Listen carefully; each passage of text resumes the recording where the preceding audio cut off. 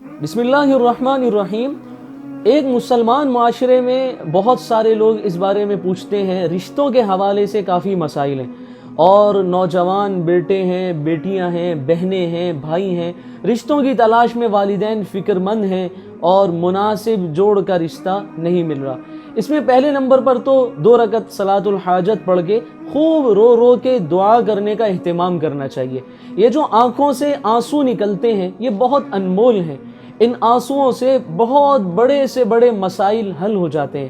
تو پہلے نمبر پر تو روزانہ کی بنیاد پر اس چیز کا اہتمام کرنا چاہیے کہ 2 رکعت نماز صلاۃ الحاجت ادا کریں۔ صلاۃ الحاجت کی جو دعا احادیث کی کتابوں میں یا دعاؤں کے کارڈز میں یا دعا کی کتابوں میں جو ملتی ہے اس کا اہتمام ہو، اور اس کے بعد اللہ کے سامنے ہاتھ اٹھا کر خوب گڑ گڑا کر دعائیں ہوں۔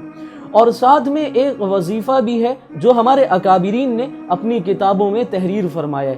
یاد رکھیے گا کہ وظائف پڑھنے کے لیے گناہوں سے بچنا بہت ضروری ہے۔ اگر گناہوں سے اجتناب نہیں ہوگا تو وظائف میں اثر نہیں ہوگا۔ اور دوسرے نمبر پر یقین ہونا بہت ضروری ہے کہ ہم جو قرآن کی آیت پڑھ رہے ہیں یا حدیث میں موجود جو دعا پڑھ رہے ہیں اس میں اثر 100% ہے، اور اگر اثر ظاہر نہیں ہو رہا تو میری کسی کمزوری کی وجہ سے اثر ظاہر نہیں ہو رہا، یا ہمارے لیے بہتری اسی میں ہے کہ ہمیں یہ چیز نہ ملے جس کے لیے ہم دعا کر رہے ہیں۔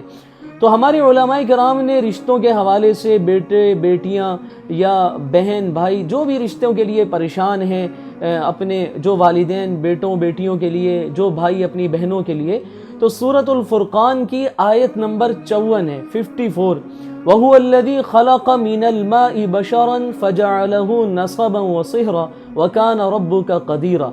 اس آیت کا اہتمام 21 دن تک ہو اور روزانہ 313 مرتبہ یہ آیت اہتمام سے تلاوت کی جائے، اور یہ بھی ضروری ہے کہ تلاوت سے پہلے کسی کو سنا لیں، یہ وظیفہ پڑھنے سے پہلے یہ آیت کسی کو سنا لیں۔